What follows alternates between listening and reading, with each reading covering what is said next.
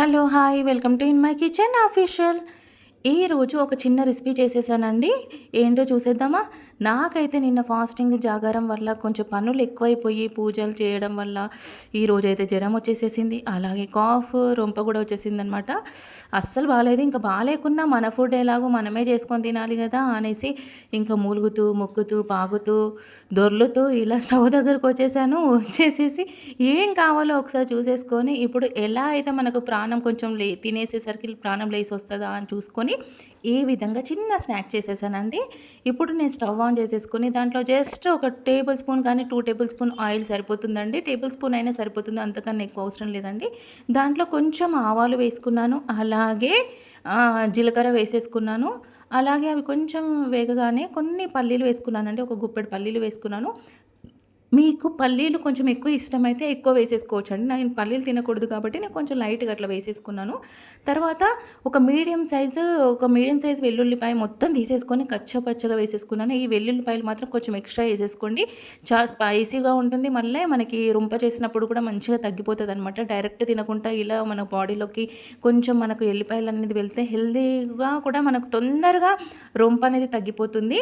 ఇప్పుడు నేను అలా ఎల్లిపాయలు వేసుకున్న తర్వాత కొంచెం ఒక 3 పచ్చిమిర్చిని సన్నగా కట్ చేసేసుకొని ఇలా వేసేసుకొని కొంచెం అది ఫ్రై అయిన తర్వాత ఒక మీడియం సైజు ఉల్లిగడ్డ ముక్కల్ని కూడా కొంచెం తరుక్కొని వేసేసుకున్నానండి. వేసుకున్న తర్వాత ఇది పచ్చిమిర్చి ఉల్లిగడ్డ ముక్కలు కొంచెం మంచిగా వేగాలండి. కొంచెం వేగితే సరిపోతుంది. తర్వాత స్వీట్ కార్న్ ఒక 2 స్వీట్ కార్న్‌ని ఒలిచేసేసేసి ఒక 2 కప్స్ అయినాయండి. ఈ 2 కప్స్‌ని కూడా నేను ఇందులో వేసేసుకున్నాను. వేసేసుకొని ఒక్కసారి కలిపేసుకోవాలండి.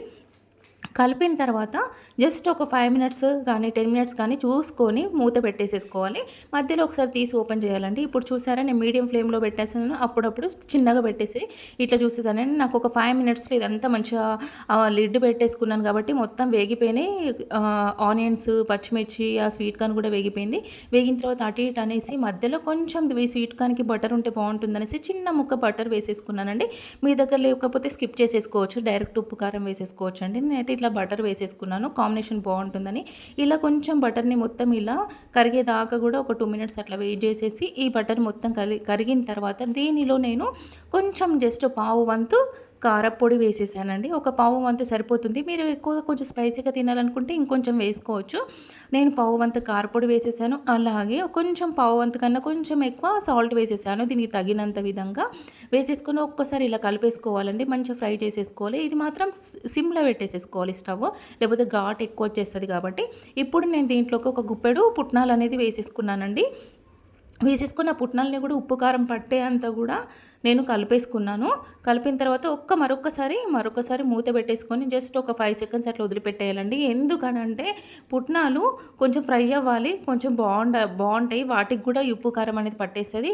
కానీ అవేం మెత్తబడవండి. క్రిస్పీగానే మంచిగా ఉంటాయి. చాలా బావుంటాయి తింటా ఉంటే. అంతేనండి. మరొకసారి కలిపేసుకుంటాం. ఇలా రెడీ అయిపోయిందనమాట.